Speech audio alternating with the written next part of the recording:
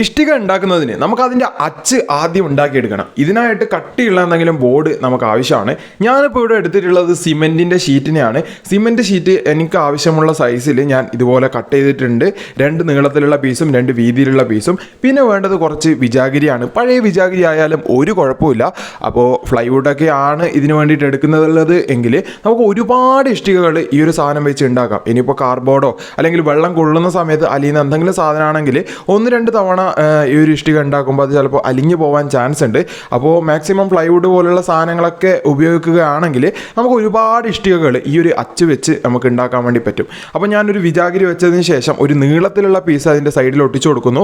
അത് കഴിഞ്ഞ് ഒരു വീതിയുടെ ആ ഒരു ചെറിയ പീസും കൂടി ആ സൈഡിൽ വെച്ച് ഒട്ടിച്ചു കൊടുക്കുകയാണ്. അത് കഴിഞ്ഞതാ ഇതുപോലെ തന്നെ തുടരെയായിട്ട് അതിൻ്റെ ഓരോ പീസും നീളവും വീതിയും ഇതുപോലെ മാറി മാറി വെച്ച് ഒന്ന് ഒട്ടിച്ചു കൊടുക്കാം. അങ്ങനെ അവസാനത്തെ ആ പീസും കൂടി ഒന്ന് വെച്ച് ഒട്ടിച്ചു കൊടുക്കുകയാണെങ്കിൽ ഇതുപോലെ ആയിരിക്കും ഉണ്ടാവുക. ഇനി ഈ ഒരു സാധനം ഉണ്ടല്ലോ, ഈ ഒരു സാധനത്തിനെ നമുക്ക് ഇതുപോലെ മടക്കിയിട്ട് എളുപ്പത്തിൽ ഒരു ബോക്സ് പോലെ ഉണ്ടാക്കി എടുക്കാൻ വേണ്ടി പറ്റും. അപ്പോൾ ഇതിൻ്റെ ഒരു ഗുണം എന്ന് പറയുന്നത് ഇതുപോലെ നമുക്ക് വളരെ വേഗത്തിൽ ഇത് അഴിച്ചെടുക്കാനും അതേപോലെ വളരെ വേഗത്തിൽ ഇതിനൊരു ബോക്സ് ആക്കി മാറ്റാനും സാധിക്കുമെന്നതാണ്. അടുത്തതായിട്ട് നമുക്ക് നമ്മുടെ പ്രധാനപ്പെട്ട ഭാഗത്തിലേക്ക് പോകാം. അതായത് ഇഷ്ടിക ഉണ്ടാക്കാനുള്ള മിക്സ് റെഡിയാക്കണം. ഇതിനായിട്ട് 1 കപ്പ് സിമെൻ്റ് എടുക്കുന്നു. അതിനനുസരിച്ചിട്ട് 3 കപ്പ് മണ്ണ്. അത് ഏത് മണ്ണായാലും പ്രശ്നമില്ല. നമ്മുടെ വീട്ടിൻ്റെ സൈഡിൽ നിന്ന് കിട്ടുന്നുള്ള ഏത് തരത്തിലുള്ള മണ്ണ്, കളിമണ്ണോ അങ്ങനെയുള്ള മണ്ണുകളൊന്നും ആവണമെന്ന് ഒരു നിർബന്ധമില്ല. ഏത് മണ്ണായാലും പ്രശ്നമില്ല. അതിലെ വലിയ വലിയ കല്ലുകളൊക്കെ ഒന്ന് അരിച്ച് മാറ്റിയതിന് ശേഷം ബാക്കിയുള്ള മണ്ണും അതേപോലെ ഒരു കപ്പ് സിമെൻറ്റും കൂടി ഇട്ട് നന്നായിട്ടൊന്ന് മിക്സ് ചെയ്തെടുക്കുക. എന്നാൽ അതിലേക്ക് കുറച്ചായിട്ട് വെള്ളം ഒഴിച്ച് കൊടുത്തതിന് ശേഷം അതും ഒന്ന് നന്നായിട്ട് മിക്സ് ചെയ്യുക. ഓവർ വെള്ളം ഒഴിച്ച് ലൂസാവാൻ വേണ്ടിയിട്ട് പാടില്ല. ഏകദേശം ഈ ഒരു പരുവത്തിൽ ഒരു ലൂസും അല്ല അതേപോലെ നല്ല കട്ടിയല്ലാത്തതായിട്ടുള്ള ആ ഒരു പരുവത്തിലാക്കുന്നത് വരെ നന്നായിട്ടൊന്ന് മിക്സ് ചെയ്ത് കൊടുക്കുക. അടുത്തതായിട്ട് നമ്മുടെ ബോക്സ് അവിടെ വെച്ചിട്ടുണ്ട്. ആ ഒരു ബോക്സിൻ്റെ അകത്തേക്ക് നമ്മളിപ്പോൾ മിക്സ് ആക്കിയിട്ട് വെച്ചിട്ടുള്ള ഈ ഒരു സാധനം ഉണ്ടല്ലോ, ഈ ഒരു സാധനം അതിൻ്റെ അകത്തേക്ക് ഇതുപോലെ ഇട്ട് നിറച്ച് നന്നായിട്ടൊന്ന് അമർത്തി കൊടുക്കുക. അതായത് നല്ല ആ ഒരു സാധനത്തിൻ്റെ അകത്ത് മൊത്തം ഫില്ലാവുന്ന തരത്തിൽ ഒന്ന് വെച്ച് കൊടുക്കുക. വേണമെന്നുണ്ടെങ്കിൽ ഒരു കയറ് കൂടി കെട്ടി കൊടുക്കുക പുറത്തേക്ക് തള്ളിപ്പോകുന്നതിന് വേണ്ടിയിട്ട്. ഇനി ഒരു അരമണിക്കൂറൊക്കെ കഴിയുന്ന സമയത്ത് അത് ഉണങ്ങുന്നതല്ല, ഏകദേശം ഒന്ന് സെറ്റായെന്ന് തോന്നുന്ന സമയത്ത് ഇതുപോലെ ജസ്റ്റ് ഒന്ന് വരയിട്ട് നമ്മുടെ ഈ ഇപ്പ് ഉണ്ടാക്കിയിട്ടുള്ള ഈ ഒരു അച്ചുണ്ടല്ലോ, ഇതിനു വേണ്ടിയിട്ടാണ് നമ്മൾ ആ ഒരു വിജാഗിരി വെച്ച് അച്ചുണ്ടാക്കിയിട്ടുള്ളത്. ഇതുപോലെ നമുക്ക് എളുപ്പത്തിൽ അടർത്തിയെടുക്കാൻ വേണ്ടിയിട്ട് പറ്റും. അപ്പോൾ ഇങ്ങനെ ഓരോ സൈഡിൽ നിന്നും മെല്ലെ മെല്ലെ ആയിട്ട് ഇതുപോലെ അടർത്തിയെടുത്തേക്കാം.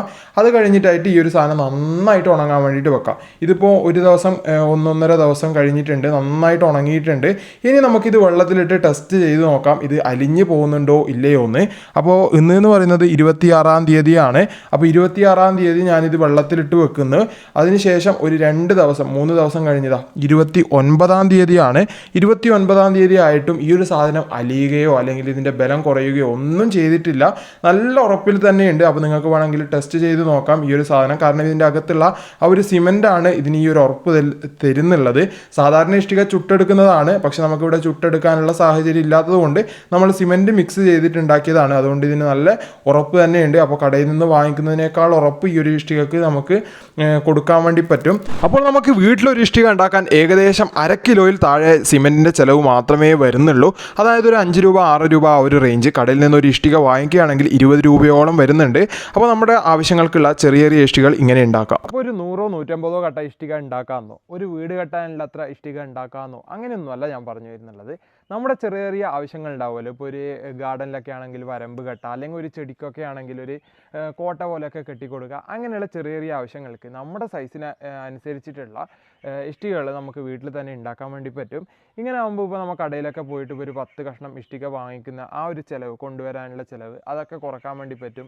നമ്മുടെ ആവശ്യമുള്ള അളവിനനുസരിച്ച് ആവശ്യമുള്ള സൈസിനനുസരിച്ച് നമുക്ക് വീട്ടിൽ തന്നെ ഉണ്ടാക്കാൻ വേണ്ടി പറ്റും.